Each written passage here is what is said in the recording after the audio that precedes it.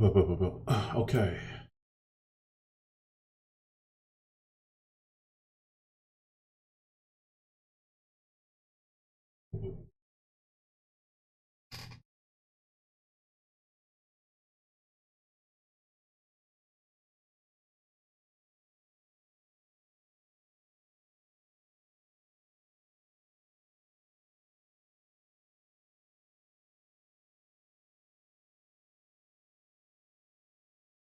Okay, we are live. This is Travis Witherspoon from Carter Cow Capital, helping you fight for your financial freedom throughout the Forex market.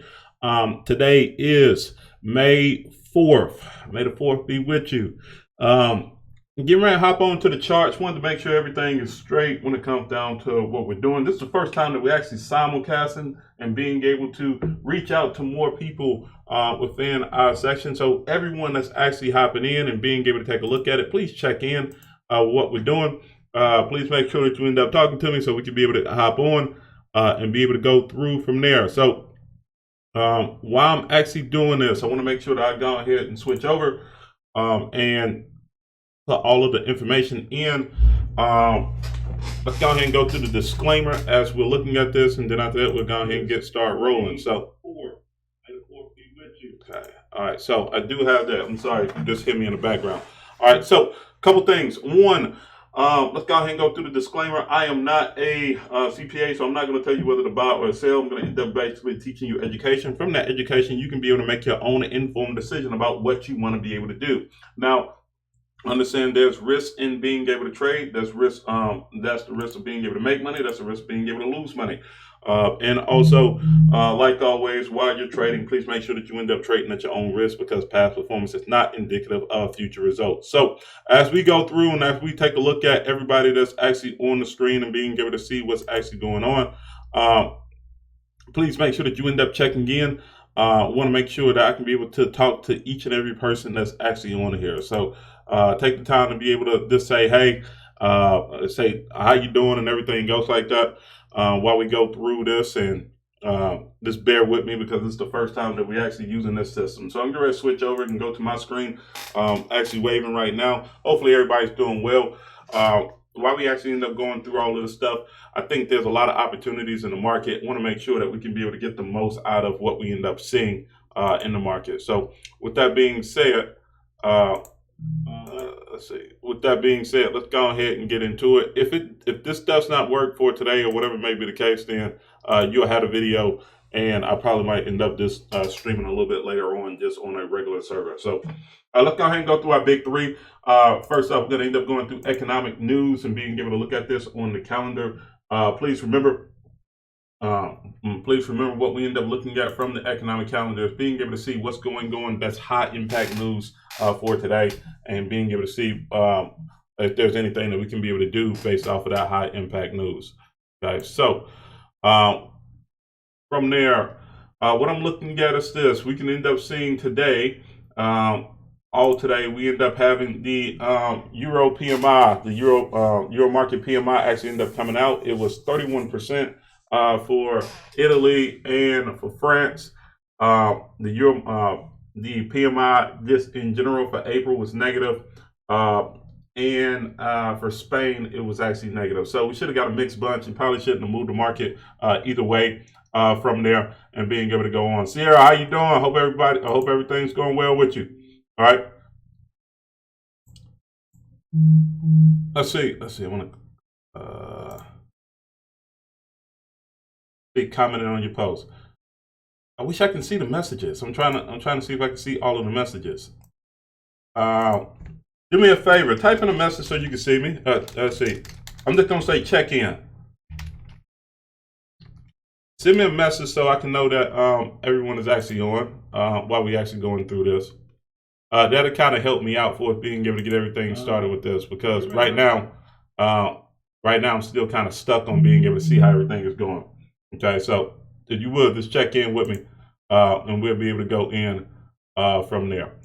Okay, so that's what we're looking at. A little bit later on today, what we're going to see is there's not that much news from the U.S. dollar. It's not that much stuff going on. It's actually Children's Day in Japan, so we probably won't see that much news from them, but we do have an interest rate decision that's going to end up happening a little bit later on today. So that's going to be very important for what we're going to see in the market a little bit later on today for all of that news. So just keep that in mind while we're actually going through and putting everything else together and being able to have all of that information from there.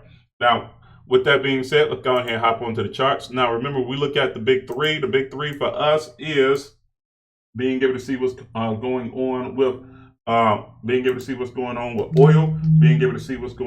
the US dollar, and being able to see what's going on with gold at this particular point. So I'm going to pull up all three of these charts real quick, be able to go through and take a look at those and be able to figure out where we're at. Now, remember last week it was very slow. And the reason why it was very slow was because we were trying to find a position well, there really wasn't a position to be able to get into because the market was basically oversold at that particular point. I'm sorry, overbought at that particular point. So we needed the market to be able to retrace, to be able to get us into the best position possible to be able to start making moves. Okay, now we have that happening right now as we speak. What you can clearly see is that the market is basically it retraced into the 618. Now we can see that the market is basically U-turned in that area. From that U-turn, we have a counter trend line break, and we can see that the market is in the buy zone. Okay, so with that being said, there's a lot of factors that are going on very good for this chart to be able to say that we should see some upside movement. Now, if you didn't trade or you didn't have a U.S. based currency, then this would be a great time to be able to start getting in for a U.S. based currency and being able to trade the U.S. dollar index, which is DXY to 13,464, just because right now we have the best position to possibly be able to get into. On a smaller time frame, we probably might be just a little bit overbought, but just overall, there is good positions to be able to get into. So I'm very excited to be able to look at the U.S. pairs and see if there's any opportunity. Now, going through and taking a look at oil. Remember, oil on the weekly is still going through rejection. So we're still trying to see what the market is on this.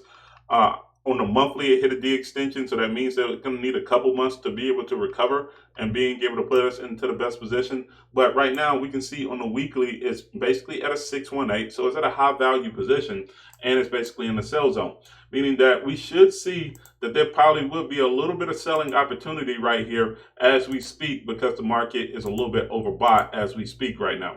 So based off of this, we should see probably going into this week some negative news, possibly pushing the dollar down. We probably might see that in the jobs report and everything else that may end up coming out a little bit later on today, just to see how this market is actually moving for this overall position.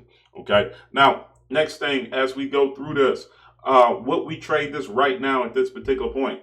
The reason I would say right now, probably not.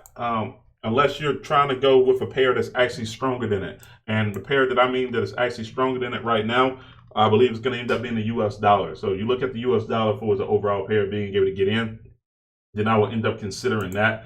Any other pair right now, I would probably look at like the Canadian yen and being able to see if there's an opportunity to be able to sell that. But I would look for Canadian dollar weakness for this overall pair being able to get in. So US dollar is bullish. Canadian dollar is bearish at this particular point.